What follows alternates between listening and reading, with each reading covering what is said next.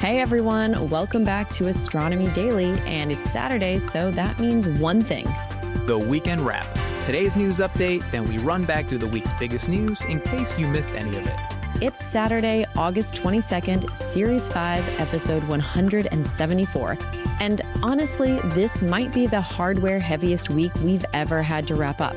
A rocket recovered from the ocean, a rocket that hit the moon, a rocket that landed itself in China, and a rescue mission that didn't quite make it. 4 spacecraft stories, basically. None of them simple. We're going to need the full recap today.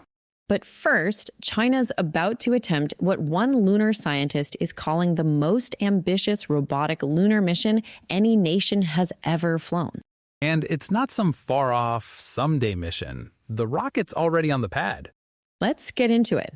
Okay, most ambitious lunar mission ever attempted by any nation is a big claim. Who's saying that?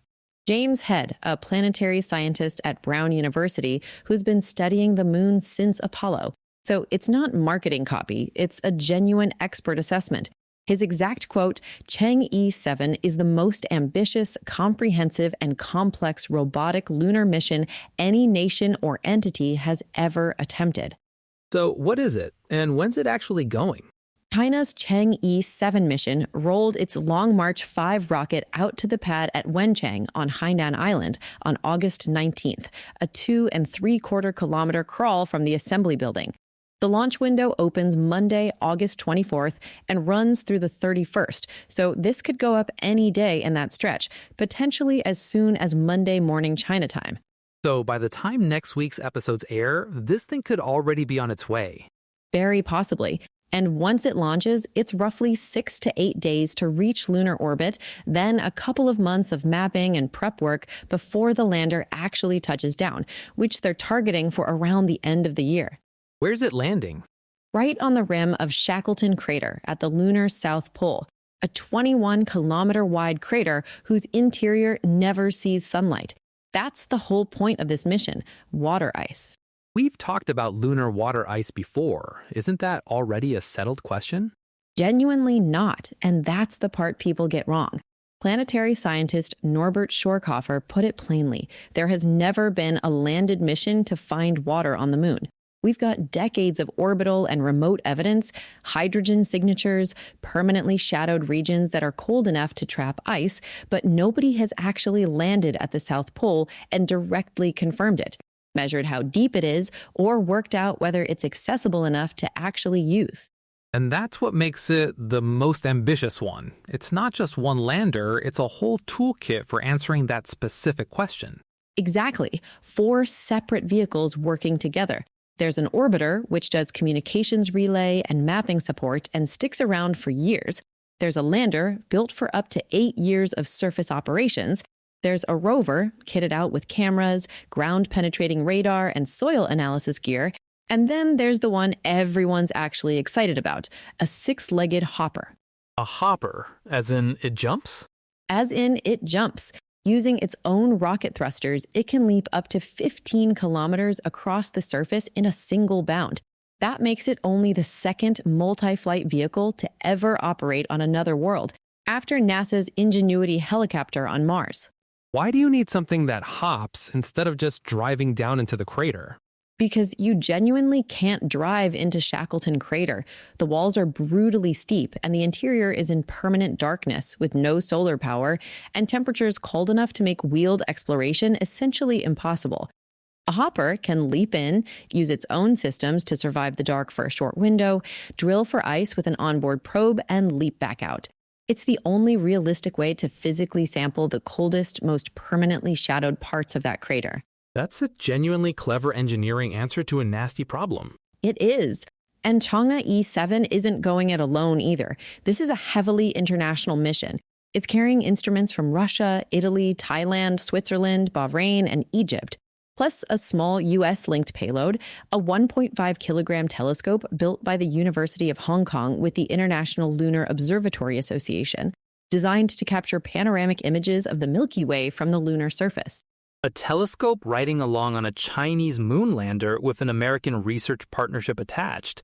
That's not the geopolitical picture most people have in their head of the current moon race. It's more collaborative at the instrument level than the headlines usually suggest, even while the two countries' crewed programs are very much racing each other. Which is worth mentioning. This mission sits inside a much bigger plan. Chang'e E8 follows around 2028 to test habitat building technology. And China's stated goal is a crewed lunar landing by 2030. Same target window NASA's chasing with Artemis. Same window. And water ice is exactly why both programs care so much about the South Pole specifically. If there's accessible ice down there, that's drinking water, breathable oxygen, and rocket propellant, without hauling it up from Earth. Whichever program nails down the real answer first has a serious head start on actually building something that stays. So this isn't really a did they find ice, yes or no story yet. Not yet. That's still months away after landing. Right now, this is a watch the launch window story. But given what's riding on the answer, and given that nobody's ever tried anything quite like this hopper-drill combination before, this is very much a mission worth having on your radar starting Monday. Rocket's literally on the pad. We'll be watching. All right, on to the recap. And like we said up top, this was a genuinely stacked week for hardware. Let's go roughly in the order it happened. Story 1, and it's actually had 2 chapters just this week. Quick reset for anyone who missed the earlier saga. This goes back to Flight 13 on July 24th, when Starship's upper stage, Ship 40, did something no Starship had ever done. Survived the soft splashdown in the Indian Ocean off Western Australia completely intact. Which kicked off a genuinely dramatic recovery effort. Co-vessels battling rough seas for weeks, Elon Musk saying on August 7th that ship recovery is not looking good right now. Prediction markets giving it about an 18% chance of ever making it to shore. And then Tuesday, we told you had actually worked. Recovery vessels got Ship 40 secured and towed toward Western Australia. We did, and that was accurate as far as it went, but the fuller picture that emerged the very next day was that recovered didn't mean home. What actually happened is Ship 40 was towed much further than first reported, arriving on August 18th in sheltered waters off Christmas Island, out in the eastern Indian Ocean, after 24 days adrift and more than 400 kilometers of drift in total. So not a mainland port, a calmer spot to regroup. Exactly that. SpaceX set up a 500-meter exclusion zone around it and sent engineers out to do a proper close-up inspection before figuring out the next leg, getting a 170-foot stainless steel rocket all the way back to Starbase in Texas. And how's that going a few days on? Still unresolved, genuinely. As of the most recent reporting, Ship 40 is still sitting off Christmas Island, and nobody's actually announced how they're going to move it. One detail that puts the scale of the problem in perspective, getting it back to Texas by sea at the pace it's been moving so far would take over a year. So they're clearly going to need a different method, whether that's a faster ship, an alternate route, or something else entirely. And SpaceX hasn't said yet. What does the intact recovery actually buy them, beyond bragging rights? Real engineering value. Close-up, hands-on inspection of the heat shield and engine sections, instead of just working from drone photos. Musk has said it strengthens the case for eventually catching a returning ship with the launch tower's arms, the way boosters already get caught. Speaking of which, there's actually a fresh update on that specific plan this week too. There is, and it's a bit of a step back from where things stood a couple of weeks ago. Back on August 4th, on SpaceX's first earnings call as a public company, Musk sounded optimistic that they'd attempt the tower catch on Flight 14, which was tentatively penciled in for the end of August. But on August 20th, he posted that we will probably catch the ship with the tower in a few months. So that specific milestone has slipped. Any word on why? The reporting points to regulatory sign-off rather than a technical setback. A tower catch of the ship needs its own FAA approval, separate from the booster catches SpaceX already has clearance for. Flight 14 itself is still very much happening, now targeted no earlier than August 28th. And it's still a big deal in its own right. Musk says Starship will go fully orbital on that flight for the first time ever. The catch attempt is just being decoupled from it. So, ship recovered, sort of, still marooned off an island, transport plan unknown, and the next big milestone got its own asterisk too. This one keeps giving us corrections. It really does. We'll keep tracking it properly this time. Story 2, and this is a much cleaner win. Thursday's main story, in case you're catching up. China's private space sector landed an orbital-class rocket booster for the first time. The company is Land Space, founded back in 2015, and the rocket is Zhuche 3. Stainless steel construction, methane-fueled, and at 76.6 meters, actually taller than a Falcon 9. Their first flight back in December reached orbit successfully, but the landing attempt ended in a fireball. The booster lost an engine during its landing burn and came down hard, even though it hit remarkably close to its target zone. So this was a do-over. This was the do-over, and on August 19th, they nailed it. Liftoff from the Dongfang Commercial Space Innovation Pilot Zone in northwestern China. And about 8 minutes later, the first stage came down on 4 legs, roughly 390 kilometers downrange in Gansu province, landing close to dead center on its pad. First time any private Chinese companies pulled that off. First time. And Land Space themselves are framing it as the shift towards the engineering application phase of reusability. In other words, the step from can this work at all to how do we make this routine? It puts them on a genuinely short list of organizations on Earth that have landed an orbital-class booster. And it's the clearest sign yet that China's commercial launch sector, not just the state program, is closing in on the reusability playbook that made SpaceX what it is today.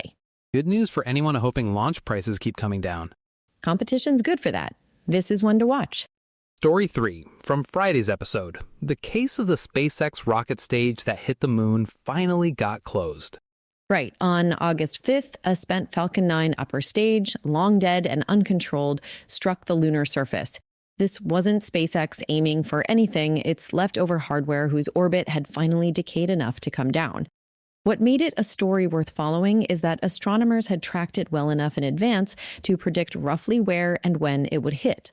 And this week, we found out exactly how good that prediction was. Genuinely impressive. NASA's Center for Near-Earth Object Studies refined the tracking data and passed coordinates to South Korea's Danuri orbiter, which imaged the site within hours and nailed the location to within about 0.6 of a mile. NASA's Lunar Reconnaissance Orbiter then got its own detailed images on August 11th and 12th, which is the full analysis that came out this week. What does the crater actually look like? Modest, about 60 feet wide, less than 10 feet deep. But the useful part is the ejecta rays, darker streaks made of older, space-weathered material dug up from about 1.5 feet down, and brighter streaks of completely fresh material excavated from deeper still.